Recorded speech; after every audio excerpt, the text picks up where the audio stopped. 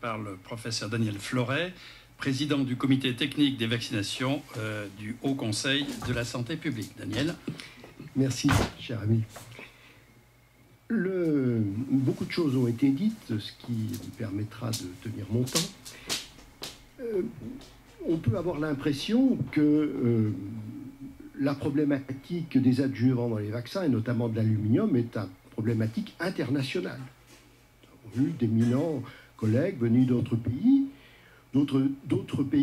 qui ne se posent absolument pas la question de la sécurité des adjuvants, notamment d'aluminium, dans leurs vaccins, et qui ne remettent en aucun cas en cause leur programme de vaccination. Et en effet, aucun pays au monde, aucune instance internationale ne remet en cause la sécurité des vaccins contenant de l'aluminium. Aucun pays. Je remarque d'ailleurs au passage que on a deux théories. On a d'une part l'auto-immunité, d'autre part on a la toxicité cérébrale de l'aluminium. Je n'ai pas compris exactement quel était le lien entre les deux.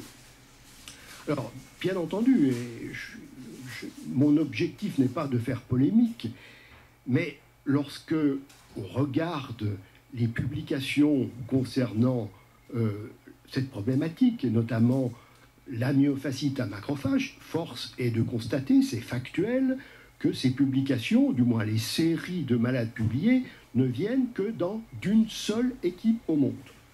Une seule équipe au monde, alors que tout le monde utilise les mêmes vaccins, et qu'il y a de l'aluminium dans les vaccins depuis 1920. Personne ne discute l'existence de lésions histologiques des muscles dans lesquelles on injecte de l'aluminium, ce n'est pas du tout discutable.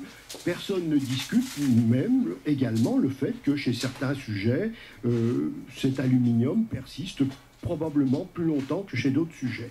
Mais par contre, il n'y a aucune preuve, aucune démonstration épidémiologique qu'il puisse y avoir un lien entre cette lésion histologique et la moindre manifestation clinique. Autre fait troublant, les publications concernant la myofascite à macrophage concernent des adultes qui ont reçu des vaccins contenant de l'aluminium depuis plusieurs années, 5-10 ans parfois. Curieusement, les enfants qui sont beaucoup plus exposés à l'aluminium, puisqu'ils reçoivent beaucoup de vaccins dans les 2 premières années, que ces vaccins, sauf les vaccins vivants, contiennent pratiquement tous de l'aluminium, les enfants ne sont pas concernés par ce problème. Non seulement chez nous, mais également dans d'autres pays qui vaccinent beaucoup plus que nous, et comme ils n'avaient pas de vaccin combiné, les enfants aux États-Unis, par exemple, ont reçu beaucoup plus d'aluminium que les vaccins chez nous. Or, il n'y a pas de cas pédiatrique. Il y a quelques observations publiées, mais dont le lien d'enfants ayant des maladies diverses, souvent génétiques, pour lesquelles on a trouvé des lésions de myofascite, mais personne ne fait le lien entre cette lésion et la maladie. Les travaux expérimentaux sont très intéressants. Les travaux chez la souris, méthodologie, il n'y a rien à dire. Mais, d'abord, on parle de la souris.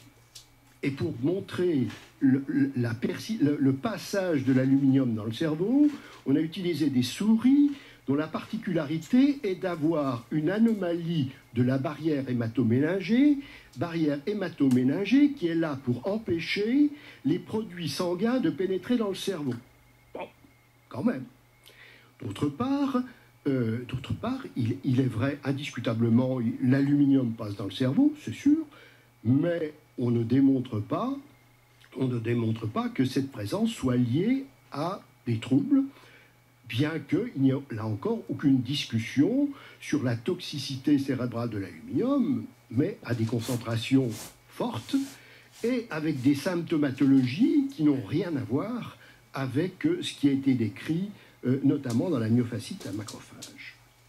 Alors on dit, oui, effectivement, les vaccins avec de l'aluminium, bon, c'est bénéfique pour tout le monde, sauf pour quelques personnes qui ont des facteurs particuliers, malheureusement on ne peut pas les décrire, et notamment des facteurs génétiques, mais là encore, les preuves qu'il y ait des facteurs génétiques qui favorisent la pénétration de l'aluminium dans le cerveau, ces facteurs génétiques ne sont absolument pas démontrés par les études, par ailleurs tout à fait intéressantes, les études expérimentales qui ont été faites par l'équipe de Créteil. Voilà. Donc, au Conseil de la santé publique, en juillet 2013, effectivement, et je ne fais que reprendre les conclusions de ce rapport, ont estimé, et il estime toujours qu'il n'y a pas de remise, qu'il n'y a pas lieu de remettre en cause la balance bénéfice-risque des vaccins contenant de l'aluminium, et par conséquent, il n'y a pas lieu de remettre en cause le calendrier, le programme vaccinal, la politique vaccinale qui a été mise en place en France. Bien entendu, nous ne pouvons être que favorables à la poursuite de la recherche sur les adjuvants des vaccins, puisque nous espérons, notamment pour certains vaccins, disposer de vaccins plus efficaces, et que tout ce qui peut contribuer à améliorer l'efficacité des vaccins est quelque chose qui est intéressant. Il y a sûrement d'autres voies pour d'autres adjuvants. Encore faudra-t-il démontrer que ces futurs adjuvants n'auront pas d'effets secondaires bien plus importants que ceux dont on dispose actuellement. Je vous remercie.